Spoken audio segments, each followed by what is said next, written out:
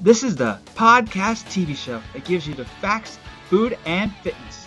Join me as I travel around in my RV interviewing people from all around the world via online and in person, discovering the 8 dimensions of wellness so that we can find a way to live in complete balance. Check that out, guys, the final product. If you're hungry and you got smell-o-vision, come get it. There you go, I wish, right? 2, 3. Time to get going. Welcome to Wellness on the Go. I'm your host, Jason Cronan, and enjoy the show. Our guest today is an international speaker, executive coach, trainer, and facilitator. She's an author of the book called Unstoppable. I'd like to give a warm welcome to Sherry Knight. Thank you so much for being here, Sherry, and how is your day going? It's terrific. We've got sunshine here. You can see it coming through the windows. That's perfect. We got sunshine, but a little cold. Kind of one of those days I have to wear a sweater. Oh, well, you can see me. Yes. High today is +3 Celsius. Ooh, probably close to what we're at right now. Wow. Yep. Very nice. So in your bio, I saw that you're an international speaker. What kind of speaking do you do, and when did you start speaking? Well, I started speaking as a teacher, actually. So many years ago, I got asked to go and facilitate and help other teachers. So that's when I got started. And then I belonged to in Canada, the CAPS group. But prior to that, I belonged to the American National Association of Professional Speakers, NSA. And so with that, it's just carried on over the years in terms of getting started. Probably where I really started was when I was a kid in the beginnings of high school, and I was on stage with an adjudicator singing. Had taken voice lessons for 6 months, and the adjudicators or the instructor said, we're going to bring in an adjudicator. And so I stood on stage, and I had no idea what the first word was that I was supposed to sing. And then the instructor, she said, that's okay. She said, just take a deep breath, start again. And I still had no idea what the first word was. So the third time she said, this time the adjudicator said, just go over and have a look at the words. And then I was off to the races. But I think that's probably where it started, because I was on stage. I was mortified. Here's my family. Here's my friends. I'm being adjudicated, and I failed miserably. And that, I think, was the impetus that said, let's go and conquer this. Let's learn how to do it. And so, yes, I sing in church and maybe in the bathtub, but that's about it now. The difference is I went on and I speak to audiences all over the world. Love every moment of it. I have not yet spoken in Antarctica. I am hoping that one day that might happen. Wow, that's going to be a cold speech. Yes, definitely. But that's great, though. I didn't realize how far you travel. That's really amazing. And what subjects do you kind of speak on? Like, what's your touch points? Like, what is your keynotes on and topics of interest? Well, it varies, but of course, number one for me in my mind is the Unstoppable, based on my book. And that's that whole element about whatever it is we are as human beings, we are the ones that stop us from being unstoppable. You know, something comes up, and I'm the same as everybody else. You know, good things happen to good people, bad things happen to good people. And so, you know, they come and they just go, oh, I can't handle this anymore. And then you go, yeah, well, maybe I can. And so it's that element about one foot in front of the other. So really talking about how we can help individuals motivate themselves. Because if we're listening here and we have some business people, sometimes we have business people who say, yeah, I'm doing everything I can to motivate my staff. I'm sorry, you can't. It's impossible.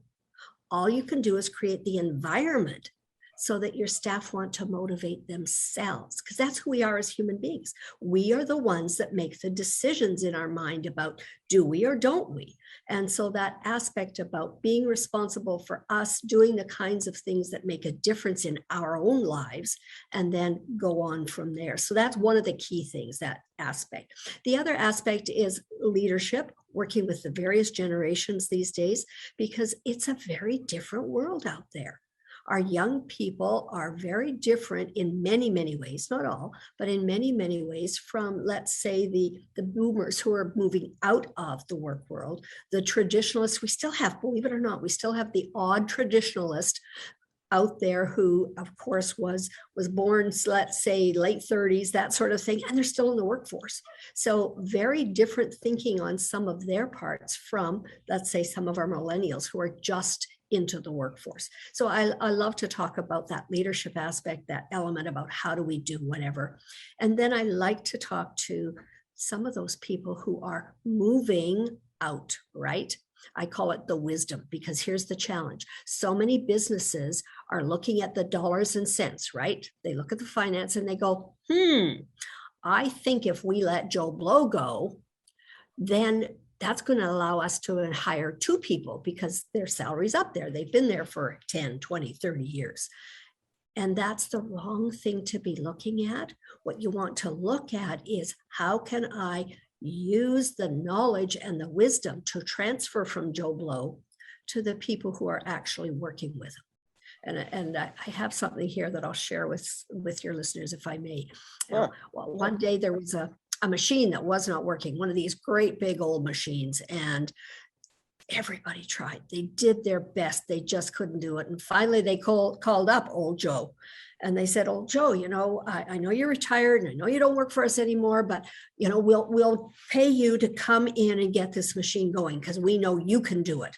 And so old Joe comes in and listens and does this and does that, walks over and taps and walks out. And they said, "Well, send us your bill." So he did. And they said, "What? You want that amount of money for just coming in and tapping?" And he said, "Yes." He said, "The $10,000 that I've requested is because I knew where to tap." And that's what it is. We've got that wisdom out there. And so let's understand how we can share that wisdom before we allow people to take that retirement package. So, that's all that element about being unstoppable in one way or another, whether you're a leader, whether you're retired, whether you're an employee, whether you're just looking after yourself. All of it comes down to, let's do the best that we can be. I always say, make the rest of your life the best of your life, wherever you're starting. Absolutely. Yeah, that's great. About a $10,000 analogy. That'd be great. That's great. I got to start working on that. Today, right? Absolutely. And also in your bio, you're executive coach. Give us an idea of what executive coach is. Good one. Good question. When you're an executive coach, you're basically called in by what we call the C-suite. So that's the executive level of any organization. So if you're an entrepreneur, that means you're the boss. You might have staff, you might not. But if you are in big business, i.e. companies like that I've worked with, like FedEx or HBC or Mosaic, various kinds of organizations, they're huge, some of them. And so when we look at this from the perspective of where are we going, what are we doing, etc., we're wanting to assist those individuals who make the decisions that eventually trickle down within an organization and help those individuals make the kinds of decisions that are needed so that that can then be efficiently done within an organization. And that's sometimes a challenge because sometimes we get relegated up, right, without the skills that we need at that level. So that's the challenge. If you think back to when you came out of high school or university, you came out with a certain level of skill and you went into your first job. And perhaps somebody saw you and said, "Oh, I think you'd be okay doing this. We're going to move you up." And that's wonderful. But then they don't always give you the skills that you need at that new level. And there's an assumption that you'll probably go out and get those skills on your own. We don't always recognize that we don't have the skills. So we don't know that we should go and get it on our own. So hopefully businesses are getting a little smarter and being able to look at people and go, "Yeah, we'll move you here. And here's the skill and here's the help that we're going to give you." So an executive coach is there to help the individual within that level to help all the individuals underneath that level so that the organization can grow and develop and continue to be successful. Almost like a project manager, I'm assuming, in a similar way outside of the company, and guide them through the process of what they need to handle. And what kind of companies do you work with? Is there any ones that you like to mention, or what kind of size companies from 1 to 1,000, or how big do you work with? Well, and that's interesting you asked that question, Jason, because previously my whole background was working with big corporations, companies that had 1,500 or more employees. And so I would go in and I would do the executive coaching, I would do the training and development, sometimes the organizational development, do the recruitment, do the outplacement, those kinds of things. And then a few years ago, my husband got sick. And I realized that I didn't have the energy to have that full time in the various big organizations and still help him as much as I could. And that's when I started to think, okay, how do I transition? And that's something so many of us with COVID are doing, right? We're transitioning to how we work, where we work, what the things are that we do.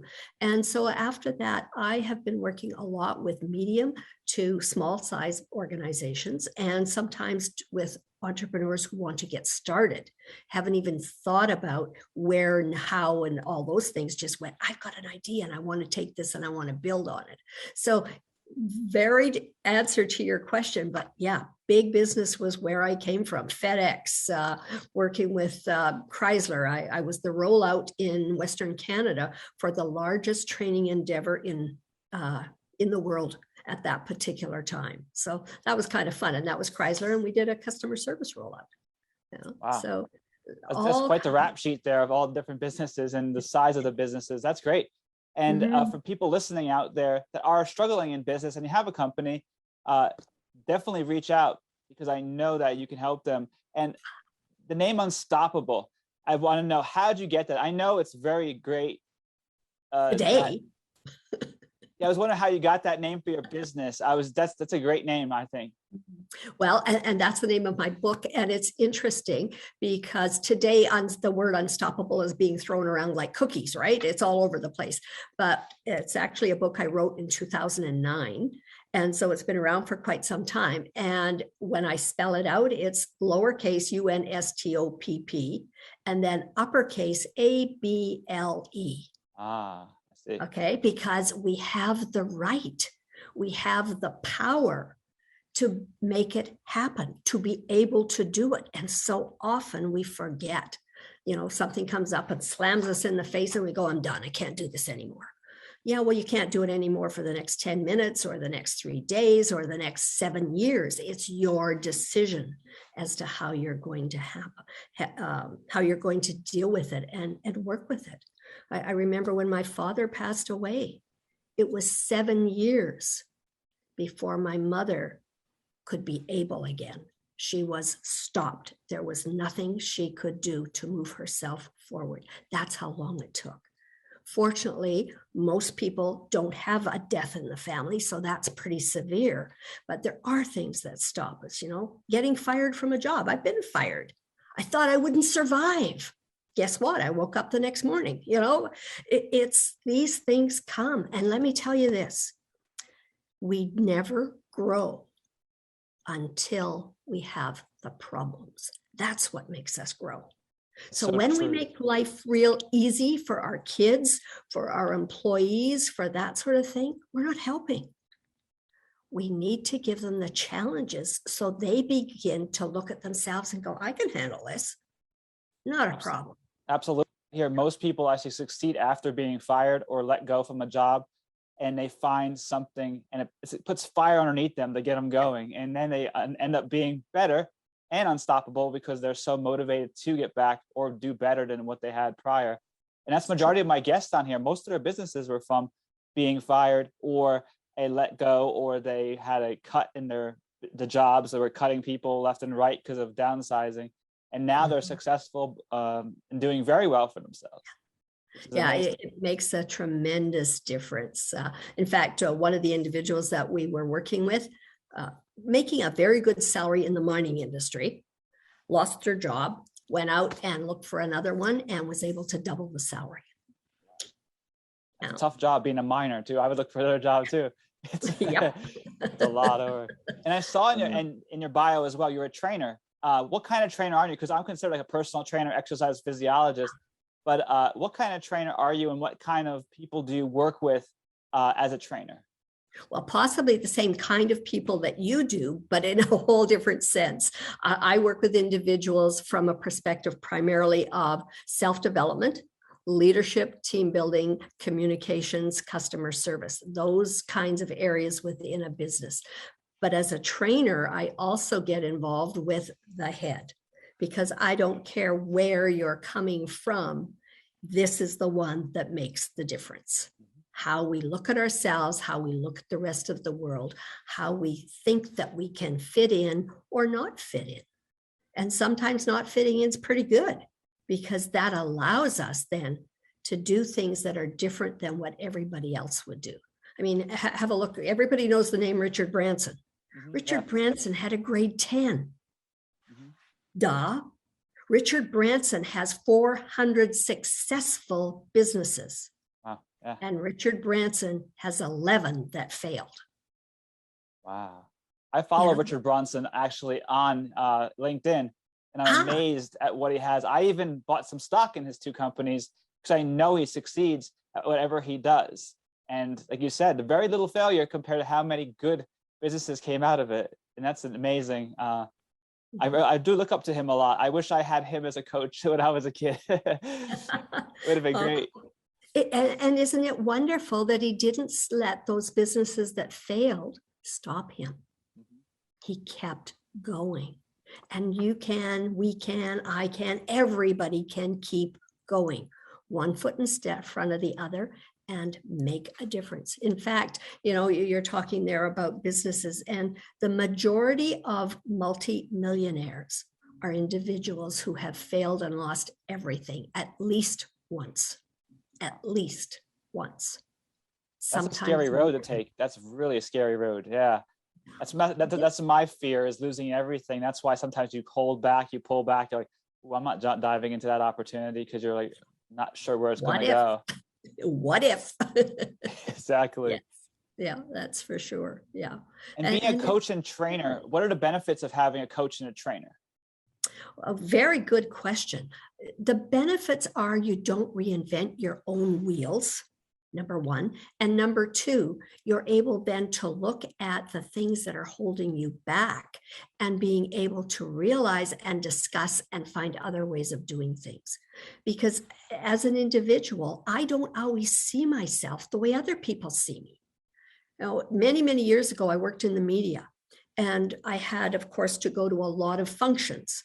So I went to the hotel, I walked into the room, I went over and I got my drink, and I looked around and went over and started chatting with a group. Now, that's fine. I was then over by myself, and somebody came up to me, somebody I know that I cannot remember who. It was such a traumatic experience for me. They came up to me, was male, and he was tall because he had to look down at me and I had to look up at him. And he said, "Sherry, you're just a snob." And I went, oh, like, whoa. And fortunately, I don't know where it came from, but I had the sense to ask him. I said, "What did I do that makes you think that?" And he looked at me, he said, "Well, you walk in the room, you go get a drink, and then you stand around and you look to see who's good enough to talk to." I thanked him. I walked out with tears in my eyes. I mean, I went home. I was done. Wow. And the more I thought about it, the more I thought, he's exactly right. That's precisely what I do. Except the difference was I would look to see who would welcome me into their group. Because I'm a bit of an introvert, and consequently, I don't like going into a group that's going to say, no, you know, and we all get that, right? You go to a group and they just turn their body just a little bit and you know, oh, I'm not supposed to be here. And so that taught me at a very young age that I take a deep breath, I walk into the room, I go get my drink, and now I walk up to the first person who's by themselves and I stick out my hand and I say, "Hi, I'm so-and-so. What brings you here today?" Absolutely. Right. I'm the same way. I have a hard time going into groups. A little social anxiety when I was younger, and now I'm really good now. As you can see, I speak to everybody. But yeah, that's a challenge. Networking in person is not as easy as online. Well, the people that you're networking with online are generally there because they want to be with you or you want to be with them. Mhm. When you're networking in person, it's not necessarily a case of I want to be with you. Exactly. That's There's absolutely the true. difference. And the icebreaker part is the hardest part. I've always heard that you should compliment someone when you first go up to them, just to break the ice and to also just get a conversation started. Then it's not business oriented. It's just like, hey, your name is Sally. Oh, you have an awesome shirt there. And then something like that. And I'm like, oh, thank you. And then start talking, even if it's a little joke or something. It's just something to get the conversation going. Very true. Very true. Mm-hmm. But sometimes the nerves take over and you do say the wrong thing. Exactly. Yeah. That's definitely true. Spill the drink on them, and it's all over. Definitely. I do want to ask you, what is the most common problem in business you see owners deal with, or the issues that you help them resolve? Like, what is the biggest problem in business that you think business owners deal with that you had to help them with the most? Usually it's finance. And finance often comes because we have this wonderful idea and we jump in and we haven't planned. I think it was Dale Carnegie that said 1 hour of planning saves you 10 hours of effort. Plan your business. Let's get all the foundation laid. And a lot of the people that I'm working with now, they jumped into business. They did not lay the foundation. And now they're going backwards because financing is a problem. Staffing is a problem. All the things that you can think of, plus COVID, right? Put it all together and it's a firestorm. And so working with them to get all the systems in place one at a time while they're still running their business. That's the big challenge, right? Because we're working on one thing at a time, but there's also 77 other things that they have to do because they are running the business. Try to get those things organized before you go into business and then do that from there. And from a financial perspective, one of the things that I say to people and they go, really? Yeah. One of the best things for you to do is never put your bank account for your business where you want your bank account for your personal life. Interesting, because most people just go, well, I've got my account here. They know me. I'm just going to get started. Don't do that. Because even though it's not appropriate, it's not ethical, etc., there are times when a bank will subvert funds from one place to the other to cover what is needed. I got it. So you should have separate bank accounts or separate banks? Separate banks. Oh, okay. That's good to know. Not your person. I actually do that. I have one bank. It's a credit union for just my business. They gave me a really good checking account when I first started and a good rate. Okay. And then my other credit union is for all my personal bills. So I did that inadvertently, kind of, just because I felt like they had a better business system at one bank than they did in the other bank. And I like that. Smart man. Yeah. Good for you. Yeah, you did exactly the right thing. Exactly. Very good. And that's perfect that you mentioned that, because most people are thinking right now, oh, man, I have my business account tied to my personal account. I'm in trouble. You wrong thing to do.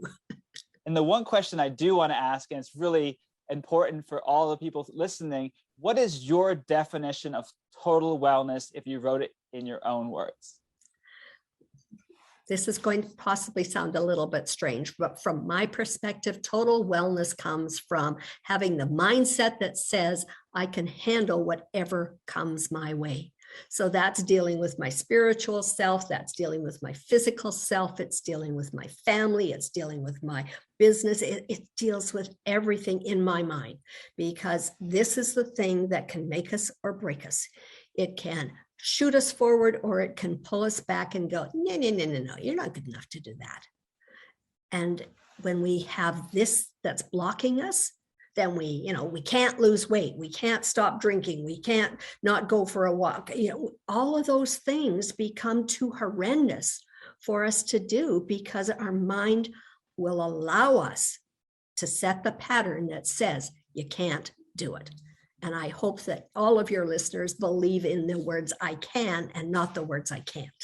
Absolutely. Positivity is definitely the secret. And I love that you said that, because no one has ever said that in that way before. And that is a great way of thinking about it, not being stopped by a certain reason. Like I always say, flow like water, try to figure a way around it. Yeah. And you always will get to your destination eventually, even for something in your way. Yeah. But when we come back, we'll learn more about Sherry Knight's business and her book. Are you looking to get in shape, eat better, and improve your lifestyle? Body Express Wellness Solutions will give you the results you're looking for. Contact us for your free custom wellness consultation. Check us out online at Facebook, Instagram, and our website at Body Express WS. We're elevating lifestyles and sculpting bodies of all ages. We're back here with Sherry Knight talking about her business. What kind of services does your business offer, Sherry? Well, all the kinds of business services that deal with people. If you need help with your computer, do not call me, because you will be sorry. That's awesome. All the technology, no. But from a people perspective, we work with companies in terms of recruitment. Hire the right person for the right position, i.e. the right seat on the bus, make sure the bus is going the right direction. All of those kinds of things are important. So right from the recruitment aspect all the way up to, we're going to close the business down. We need to help people find new positions, etc. Let's do that. And in between, it's that executive coaching. And sometimes we don't just deal with the executives. Sometimes it's coaching with individuals who are at lower levels within an organization. Sometimes it's coaching with the person who owns the company. So it depends on the needs of the organization. But then we get into this whole organizational element. How do we set up the systems that we need so we can be successful? And let me tell you, as a business owner myself, one of the biggest challenges I have and others have is communication.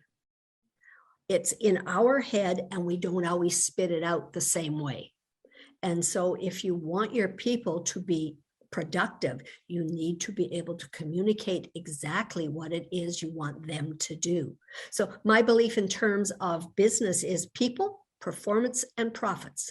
Because if you don't have the right people on the right bus, going the right way, etc., and you don't have them performing properly, and yourself, I've had to sit down with business owners and say, what you're doing isn't helping your business. Not an easy conversation, but a necessary one, so that they can change the way they're doing some things to be able to match the expectations they have. Because let's face it, if you don't have profits in your business, guess what? You don't have a business. And if we don't have a business, then, I have the same problem everybody else does. I like to eat.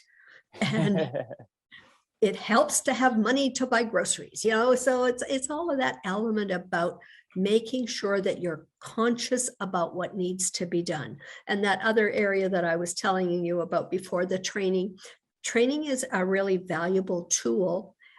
Here's the thing though, many employers, many business people, they will send their staff to training. You need to go too. You need to understand what it is your staff is learning, number one. And number two, if you want your staff to learn something there and do something different back at the shop, how are you going to know what it is if you're not there with them? I know at one time I set up a human resource department for a large company. And in terms of doing that, one of the things that we said to people who'd come and say, I want to take this training course.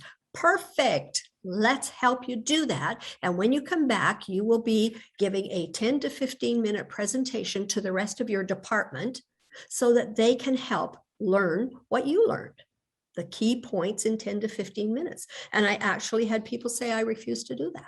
Whoa. Not a problem. You're not taking the training. Wow.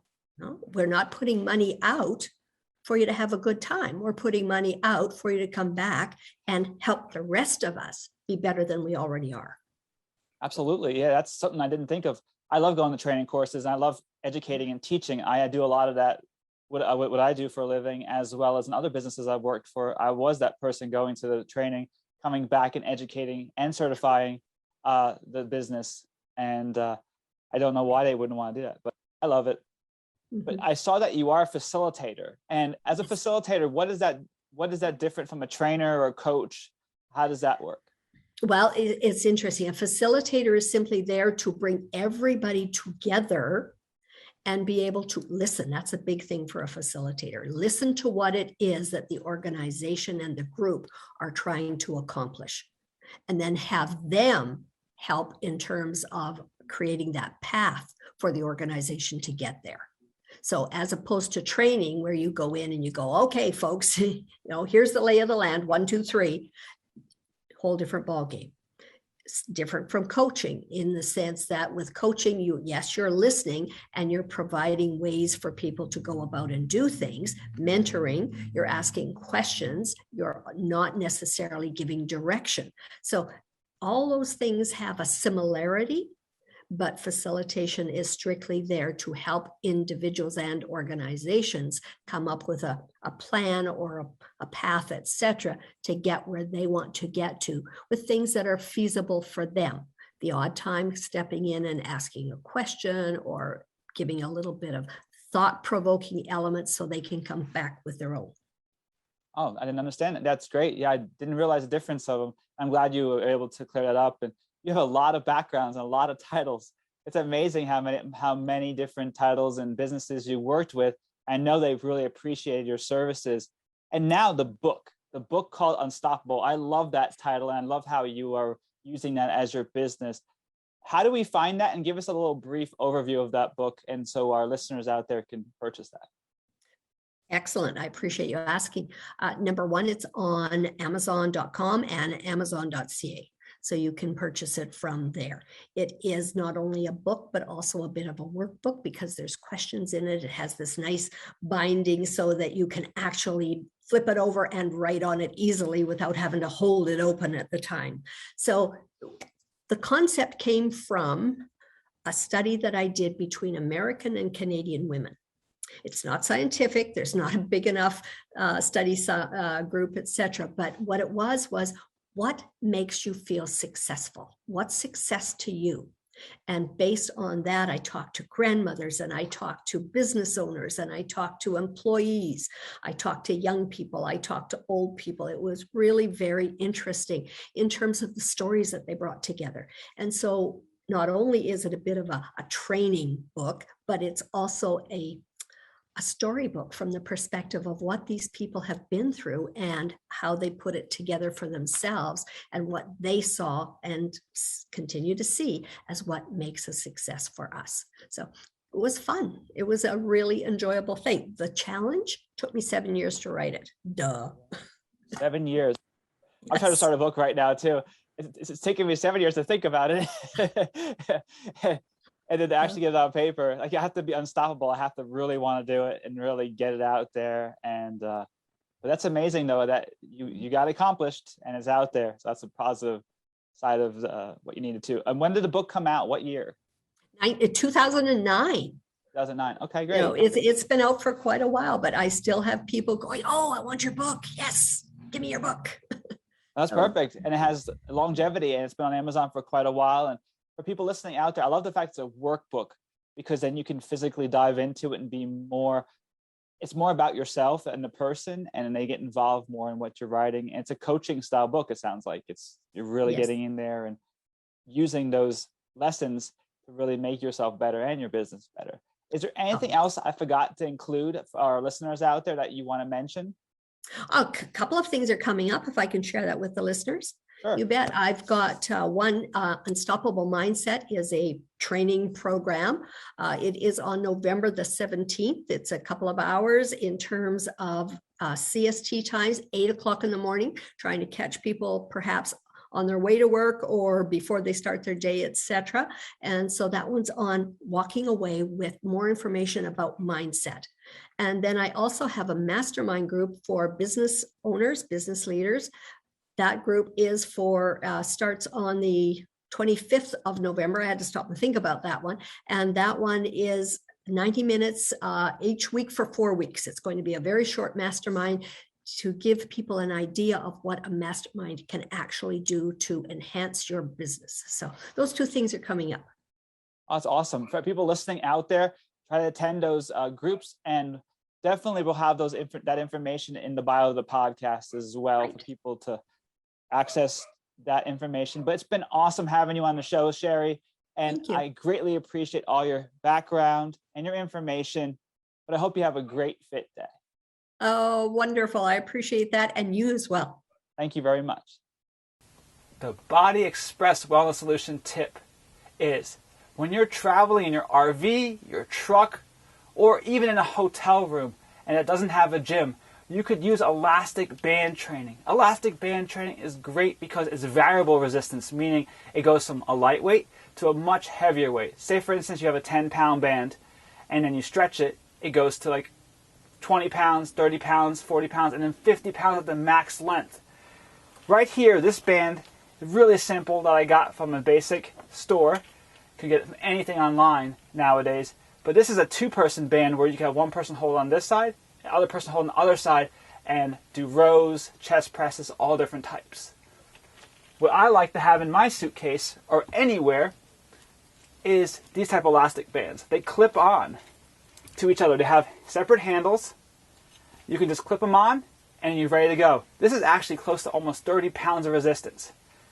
This is actually about 20 pounds of resistance. And what I do with these bands, I'm going to show you 2 basic exercises you can do. You're going to put it onto your foot. You're going to hold onto the band. You can use 2 feet if you want to make it a little bit harder. Shimmy down a little bit just so that the band is nice and straight. Breathe in and then pull back. You can have your palms facing in, palms facing up, or palms facing down and squeeze. You breathe in and out. Let's do 5. And 1, 2, 3. Like the twist at the end. 4, 5. Normally you do about 10 to 15 repetitions, but right now we're just doing 5 to show you the routine. Next I'm going to do bicep curls right into from back to biceps. Breathe in and out and squeeze those biceps. Let's do 5. And 1, 2, 3, 4, and 5. The last one you can do is a combination where you do back row, bicep curl, back row. Variable resistance is the best way to work out when you're in a small area, but even the most talented super athletes like Olympians use variable resistance. But that is the Body Express Wellness Solution tip, and take these in your briefcase or your bag or your carry-on or in your RV or truck. Make sure next time when you say you can't work out, think about elastic bands.